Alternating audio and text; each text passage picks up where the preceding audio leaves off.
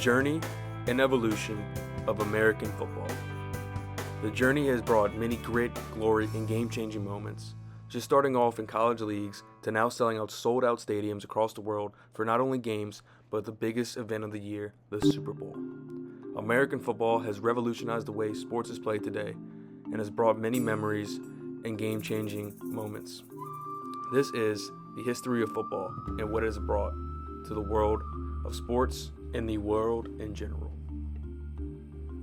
To mention the history of something, you must first begin with the origins and where it came from. The origins of American football can be traced back to rugby and soccer, which were played in American colleges in the mid-1800s. These early games were rough, disorganized, and very different from what we recognize in today's game. During these times, football was brought up as controversial and was questioned. Can football last and compete as a sport in the world for centuries to come? The game of football in the beginning had way less rules and also less protection than what we see today with helmets and shoulder pads. This right here is a picture of one of the first leather helmets that were used in the game of football. And as you can see, it wasn't that much of a protection. It was more of just a covering than anything protective at all, to be honest, compared to what we see in helmets today and how they're being revolutionized, especially with head injuries. But at the time, that was the main reason why football was seen as controversial. And how could a rough game be played with such little equipment and rules? With football still looked upon as controversial and still not having a set of rules or equipment, the first ever intercollegiate football game occurred on November 6, 1869, in a game between Rutgers and Princeton. The game was not played how football is played today, obviously. It was more of a mix between soccer and rugby, and each team had 25 players on the field at one time. The goal was to kick a round ball into the opposing team's goal. Players were not allowed to run with the ball or throw with their hands. Rutgers would go on to win this game 6-7, and after this game, many realized that more rules and understanding of the game was heavily needed, and someone needed to step up to come and fill that. In comes the father of American football, otherwise known as Walter Camp. Walter Camp would come in and introduce the line of scrimmage, the system of downs, and the quarterback position, transforming football into a strategic sport and something that many would like to play. He forever changed the way football is presented and played, changing the way that it was once played with 25 people to now 11 on each side. This would now bring in more people to want to come and play, and also allow them to forever revolutionize the game. Into the early 1900s, football began to grow astronomically, and many fans began to go to games and started supporting teams that resonated with them. At this time, college football was taking the world by storm, and it was only going to be a matter of time until a professional league was created. With football rapidly gaining popularity, a professional league was needed in order to continue its growth and entertainment of football across the country. On August 20th, 1920, an official league was created, and it was named the American Professional Football Association, the APFA. 10 teams from 4 states would compete in this league, until ultimately in 1922 the league would rename itself the National Football League, the NFL, until which it is still called till this day.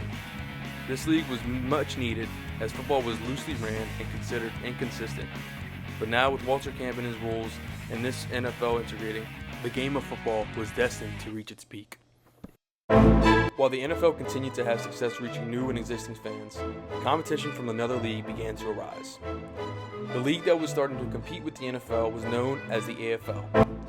The NFL took note of this and wanted to become one and merge and create a clause in which both champions of the league would play in one big final game.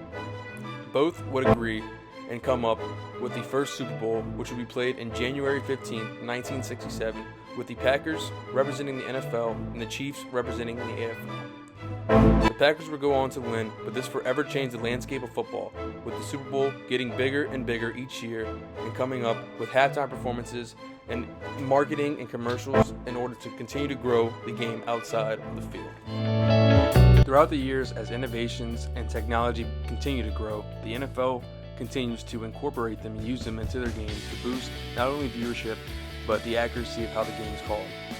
For example, chains are now being used to figure out where the ball is placed, how close it is to a first down, or if it is a first down, as well as instant replay and broadcasting, which allows viewership to go up globally across the world and for these games be played in your homes on your TV. With football now being broadcasted and displayed all over the world, these players are now being looked upon as role models to the younger generation and are now offering training camps and different ways to interact with these kids and just allow them to not only feel like they have someone to look up to, but also have a shot. These role models can come from different generations, such as Drew Brees, Patrick Mahomes, and the future Jaden Daniels. These guys are great examples of players that people look up to today, especially kids who are really into football or are looking into getting into football. These guys really are good with their words and are great, not just role models, but examples for kids today and for someone to look up to. Compared to the beginning of football, today, football is not only played differently, but it is shaped in a completely different manner. Football today is shaped by advancements in technology, stricter safety rules, and a growing global audience. The game has evolved from its rough, unregulated beginnings into a highly organized, strategic sport with millions of fans worldwide. Innovations like instant replay, player tracking, and digital playbooks have improved how the game is played and officiated. Recently, safety has become a major focus with new rules and equipment designed to protect players from serious injuries. Overall, football has transformed into not just a sport, but a massive entertainment industry. From the very beginning, football was questioned and was seen as controversial. Many wondered if the game could last and compete with the baseballs and other sports going on. At first, many were skeptical, as we talked about, but now football has shown to be undeniable in the sport to come for many years. Now, the future of football is still up in the air, and a lot is being said about the safety and how they can further the game with less injuries. Recently, the NFL has begun to endorse flag football since the head injuries that have been contaminating the league for many years, and has even changed the Pro Bowl to flag football. That is just one of the ways the NFL has started to try to combat the head injuries in the league and also try to keep it competitive and fun, and also have another way of playing football without having real serious injuries. And with the growth of the league continuing, they are reaching out to several different audiences, going to Brazil, London, Germany, and several different countries to come in the future. If the longevity of the game of football was ever questioned, I believe all these questions are now answered due to how much attention, money, viewership that football has brought in. Football will be here for the rest of time, and I believe that as long as they will continue to cut down injuries and continue to test them out and put them in place, the league will still be in good hands. Rules will continue to change, and new teams may be even added to the league. But if there's one thing to know, football isn't going anywhere.